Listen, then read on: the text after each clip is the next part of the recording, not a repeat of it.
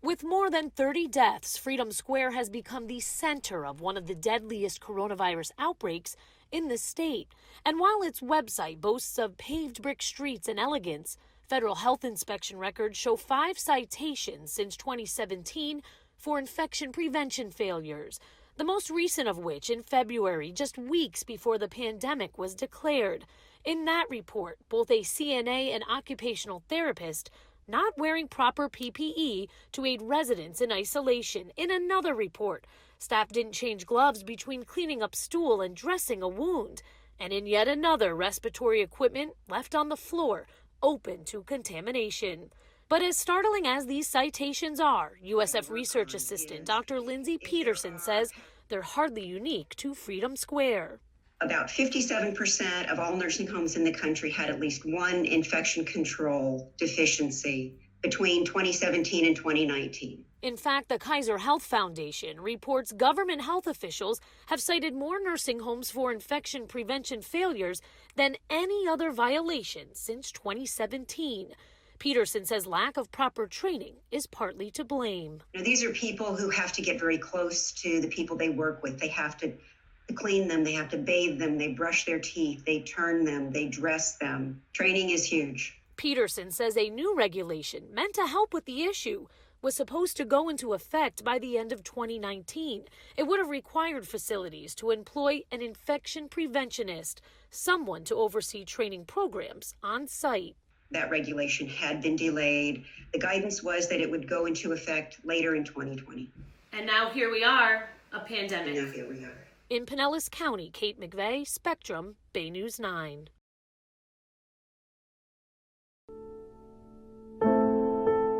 She wrote this for me on our anniversary. Thank you for the best 36 years of my life. All such good memories now winding down to begin the new adventure of retirement. I met Jenny in the Peace Corps. I was just kind of an automatic connection. She's really pretty, and she's kind of like a Mary Tyler Moore. She's just a very, happy person. After we had been in Malaysia for about 4 or 5 months, and then we got married. I had a motorcycle that we had traveled on a fair bit. We built up the bike so that we could put our sleeping bags and all our clothes and my guitar and everything on the motorcycle. And we drove down to Singapore and began our adventure. We eventually came back to the United States. After about a year or so, Jenny got pregnant. Now we were 3 of us in the family. She was a perfect mom. You can't but help it, but just be, grateful. The years then go by as they do, and you got to a point where you had to take care of Ginny more than you ever expected. Yes, before she went into the facility, she didn't recognize herself, she didn't recognize me, she didn't recognize the places we had gone.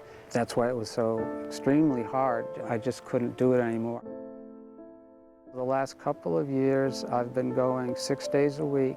That was my purpose in life, was to be with her, to help her. And then the pandemic hit, and that's where we are right now. We can't connect through a window. I need to be able to put my arm around her. I need to be able to give her a hug. I need to be with her.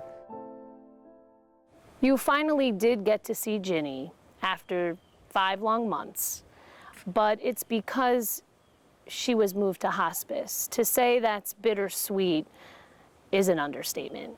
I'm very happy that hospice is going to be helping her, but I also know what that means. I'm not prepared to say goodbye. When she passes away, my purpose is gone. Let's see if we can make it another 36 years together. I'll be 99 and you'll be 96. I love you, Ken. Jenny.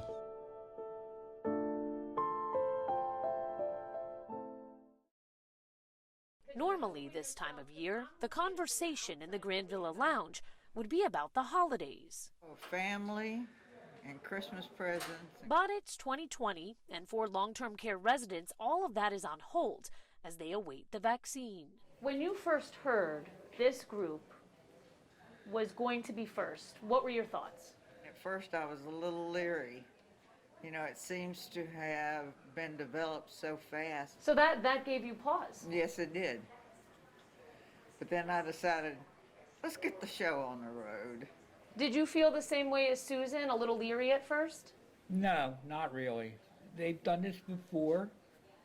They had the science. They're doing the best. It'll go away like everything, and it won't come back. Carol, when you hear David talking about being ready the minute it was announced, did you feel the same way? Were you ready?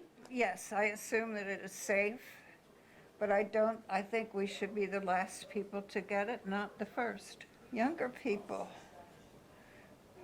should get it first. That's very selfless because you all are so vulnerable. It's not selfless, it's the way it should be. I'm 86 years old. How much time do I have left? I've had a good life.